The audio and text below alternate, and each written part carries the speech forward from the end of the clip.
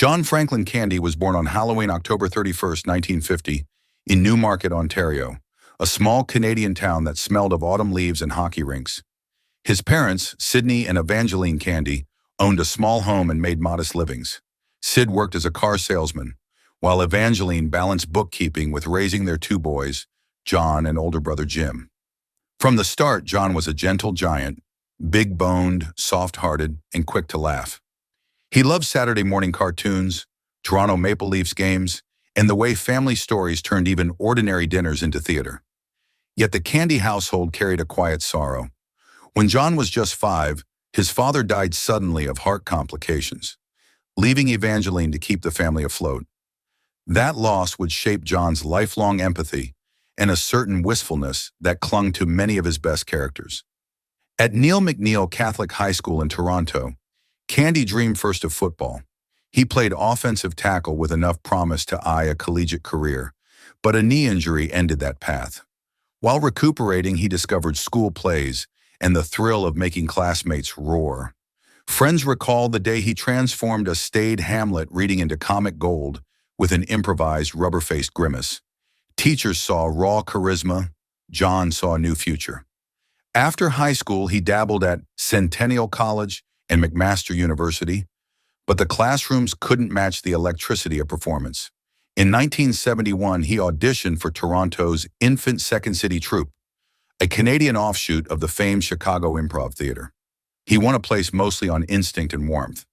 Auditioners wrote huge, hilarious, unstoppable on his resume.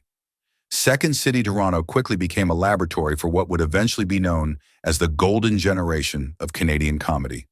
Candy shared stages with future legends like Dan Aykroyd, Catherine O'Hara, Eugene Levy, Andrea Martin, and Martin Short. He refined characters by leaning into his size, bumbling security guards, wide-eyed tourists, affable losers, but always laced them with tenderness. On stage, he could bring the house down with a single shrug, then sneak an emotional gut punch behind the laugh.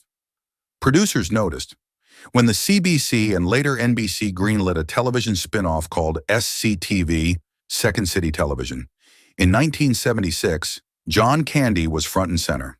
CTV became a cult hit, beloved for its faux network format where sketch comedians played station employees, producing parodies of talk shows, commercials, and B-movies. Candy's gallery of misfits included the ego-inflated talk show host Johnny LaRue, the 3D House of Beef announcer who hawked meat with horror schlock, William B. Williams, sideman for smooth lounge lizard Sammy Maudlin, and in a masterstroke of affectionate satire, Julia Child-inspired chef Julia Childers. He could shift from bravado to vulnerability in a breath, always allowing viewers to feel the wounded center beneath each comic facade. Hollywood soon called. Candy popped up in supporting roles. A flirtatious Army recruit in 1941, 1979, Tom Hanks's karaoke partner, Freddie Bauer in Splash, 1984, and a bumbling parole officer in Brewster's Millions, 1985. But his full star turn arrived in 1987 with John Hughes' Planes, Trains, and Automobiles. As traveling shower curtain ring salesman Del Griffith, Candy brought equal parts hilarity and heartbreak. One scene encapsulates his magic. After Steve Martin savages Del for being chatty and annoying, Candy delivers a quiet monologue. "I like me. My wife likes me." That turns laughter into tears. Audiences recognize the soul behind the clown. Critics hailed it a revelation. John Candy wasn't merely a funny man, he was an actor of depth. During that fertile late 80s run, Candy headlined a string of beloved comedies produced by Hughes. In The Great Outdoors, 1988, he sparred with Dan Aykroyd as mismatched in-laws on vacation, battling bears and broken boats. In Uncle Buck, 1989, he played the cigar-chewing, pancake-flipping slob who turns responsible guardian, again balancing slapstick with sincerity. Kids adored him for his pratfalls. Parents embraced the warmth he radiated, like the big brother you called when life got scary. Candy's size was both a source of comedic power and lifelong struggle. He carried over 300 pounds on a 6'2" frame, battled yo-yo dieting, and feared heart disease, the family curse. He quit smoking several times, cut meat, tried crash diets between shoots, yet the demands of location filming often sabotaged efforts. Still, colleagues remember his generosity. He delivered pizza to grips working overtime, bought wrap party dinners himself, and slipped cash in envelopes for crew members whose kids were sick.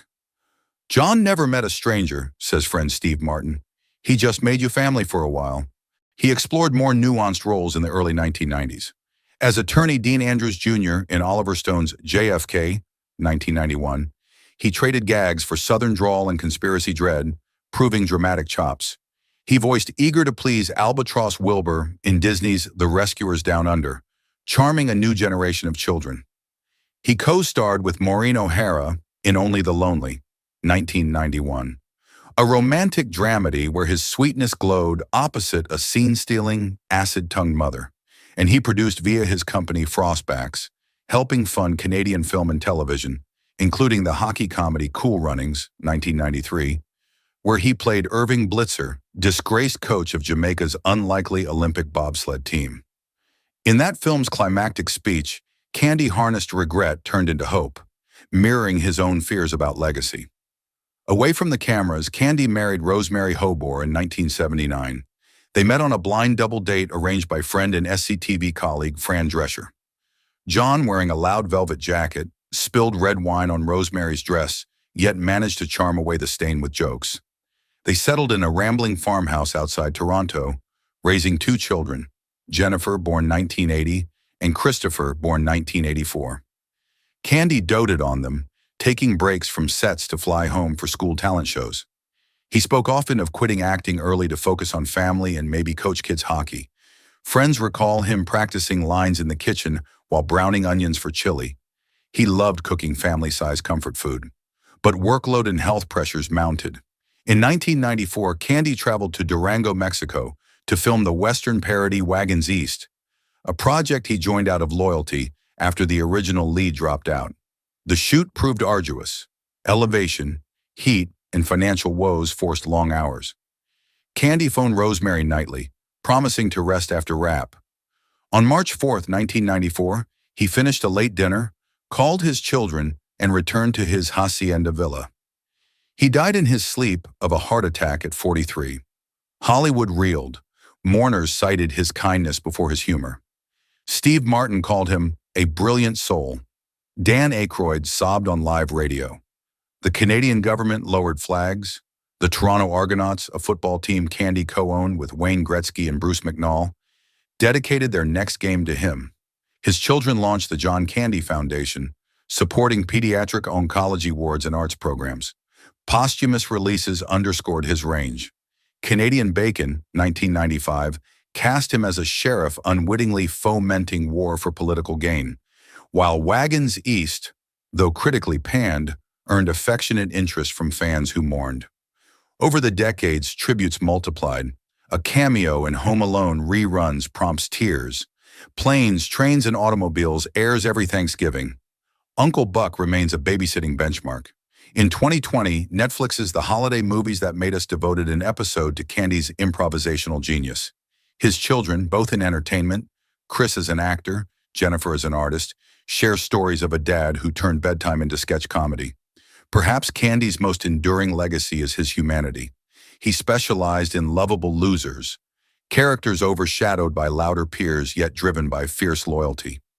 In a culture often cynical about overweight figures, Candy projected dignity, rejecting punchlines that mock size alone. He insisted on complexity. Del Griffith's loneliness, Uncle Buck's protectiveness, Coach Blitzer's shame. Modern comics like Jonah Hill and Melissa McCarthy cite him as influence, pointing to his aptitude for turning vulnerability into power. Decades after his passing, fans still debate which Candy performance is best. Some champion Del Griffith's "Those Aren't Pillows" scene. Others pick his cameo as bat-fevered air traffic controller Tom Tuttle in Volunteers.